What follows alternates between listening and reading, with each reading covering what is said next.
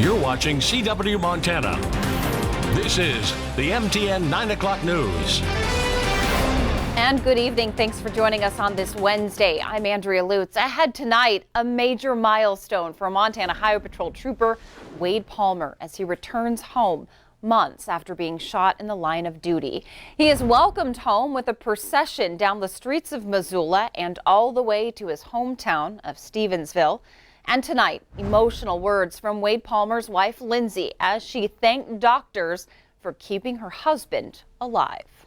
You've all been so amazing. Without all of you, we wouldn't be able to go home today. You gave us the fighting chance we needed to get through this. To each and every one of you who took a watch outside our door, to the continuous times I needed a friendly ear to listen to me talk, someone was always there to lean on. Well, you've been seeing it all over social media and with us today. The Palmer family welcomed home with overwhelming support from the community, and MTN's Jill Valley shows us it all.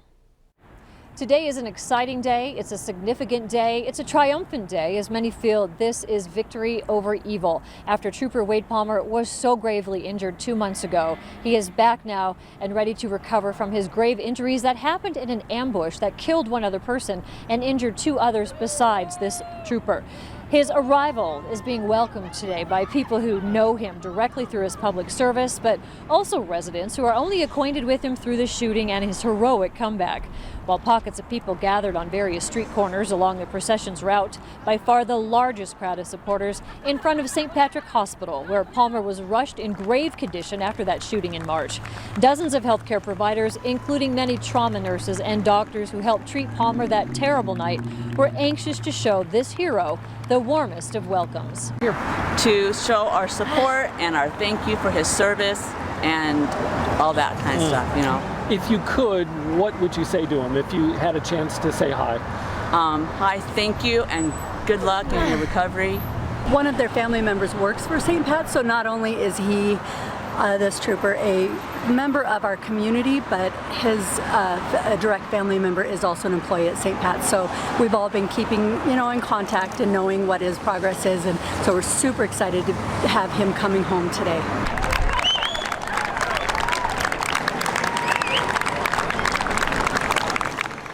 The procession today was more than just the official cars with the troopers party. We estimate there were as many as 50 patrol cars, fire and medical units, as first responders from around western Montana were involved in the welcome home. Now the procession continued to Stevensville, where the town was there to welcome their hometown hero back today. Many of the folks in Stevensville have real personal connections with the family, including a few of his daughter's friends who turned out to show their love and support. Many wanting to let the Palmers know that they are not alone in this next chapter of their journey.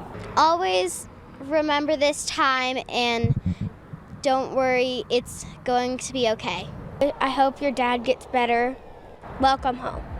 So the next journey is now beginning for Trooper Wade Palmer and his family, but tonight we know for the first time in 2 months he'll be able to go to sleep in his own house with his wife and children with him. Back to you. All right, thanks, Jill, for that. A big day for sure. All right, turning to Butte, treatment over punishment. That's how Butte's DUI court handles those who are convicted of driving drunk. MTN's John Amy checks in on the success of this decade program. I want you to do 4 extra groups. Remember we had that incident 2 weeks ago that you admitted to? Sure. Butte's DUI court prefers to deal with repeat DUI offenders like this, rather than like this. If we don't provide a way that they can change their behavior through treatment, we can incarcerate them and they'll come out of incarceration without any treatment, and what have we accomplished? For 10 years, this special court has been helping repeat drunk driving offenders get their lives back together through an intensive year-long treatment-based program. It's harder to do a DUI court program than it is just to take your lumps with your DUI. The program involves random breathalyzer tests to ensure sobriety, requires clients to attend treatment groups like AA, and to perform community service. I believe it's success. I believe we have cut down on the multiple offenses in Butte Silver Bow, which are the most dangerous offenders that there is. So I think we have about an 80 to 85% success rate in DUI court. It costs about $300,000 a year to run this program, but officials note that it costs more to incarcerate repeat offenders. The court is expensive, and we're federally funded right now, and we have some state funding that helps out a tremendous amount, but eventually Butte Silver Bow is going to have to kick in some dollars if they want this program to continue. For those who have been helped by the DUI court by staying sober and staying out of jail, the cost of this program is priceless. I just I feel like a totally changed person. It's been a privilege to be in here. I've really learned how to change my thinking, and just my whole outlook has changed. And confident he won't drink and drive again. In Butte, John Amy, MTN News. All offenders in the DUI court can volunteer to go through the program, and if successful, they can get their driver's license back after doing so. The cost of parking in downtown Great Falls is going up as city commissioners vote to raise parking rates in the Electric City. Parking officials say current rates aren't providing enough funding for maintenance and security. And right now, the cost to park is just 50 cents. It will increase to double that, which is $1. Businesses hope, though, that the price hike won't stop shoppers from coming downtown. The new cost to park will take effect July 1st. An update tonight as plow crews make major progress removing snow on the Going to the Sun Road in Glacier National Park. Tonight, crews are within 2 miles of Logan Pass. On the west side, they're at the Red Rocks, and on the east side, they're at Cy Bend. Park officials hope to have the full road open by June 22nd. The latest it's ever been open, you might remember this, back in 2011, it didn't open until July 13th. The Environmental Protection Agency promises to help get funding to a group that wants to restore a portion of Silver Bow Creek. In a meeting with Restore Our Creek earlier this week, the EPA said it would seek $50,000 from Atlantic Richfield. The money would go to hire an engineer to design a mile-long portion of the creek that runs through Butte. We're optimistic, we're hopeful, we continue to work with them. We hope they'll come up with some resources so we can get a conceptual design done and the people of Butte could be assured that a creek could run through there. And the group Restore Our Creek continues to press the issue as the Superfund cleanup plan doesn't include restoring that particular section of Silver Bow Creek. A California union is asking Montana to pull pension investments out of a California-based investment company after a hotel worker claimed sexual harassment, and the company did nothing to stop it. Representatives from the union Unite Here, who represent hotel workers for the California company, appeared before the Montana State Board of Investments today.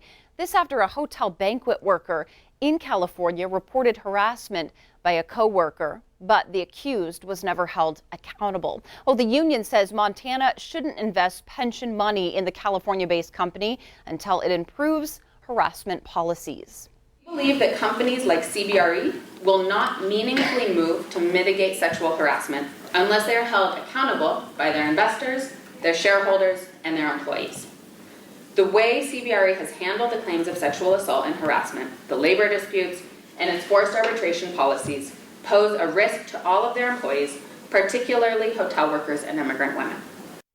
All right, Montana currently has $42 million of pension funds invested in that Redwood City Global Investment Company.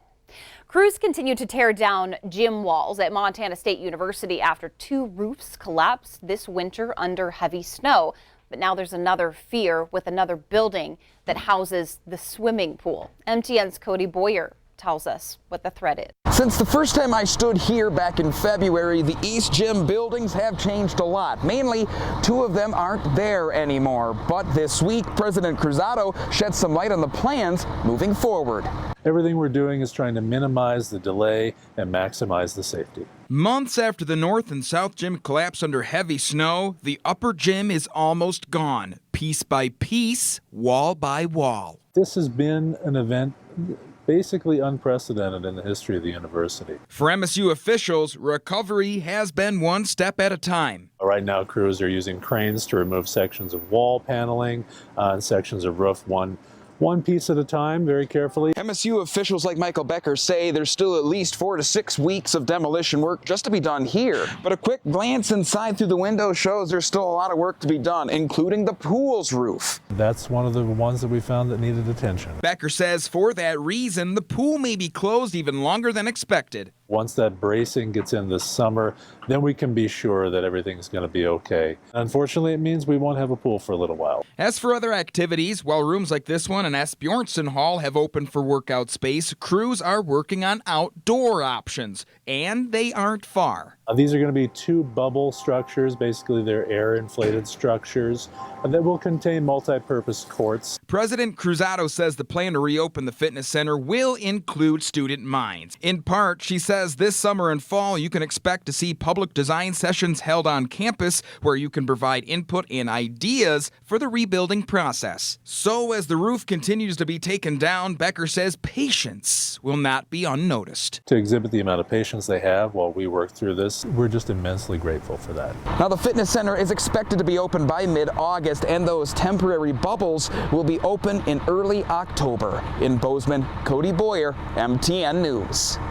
All right, thanks, Cody. A lot of work happening at Montana State University. We'll, of course, let you know when all of that is done. Well, still to come on tonight's MTN 9 o'clock news, a Billings student overcomes the odds and is heading to high school graduation this weekend. We've got her inspiring story.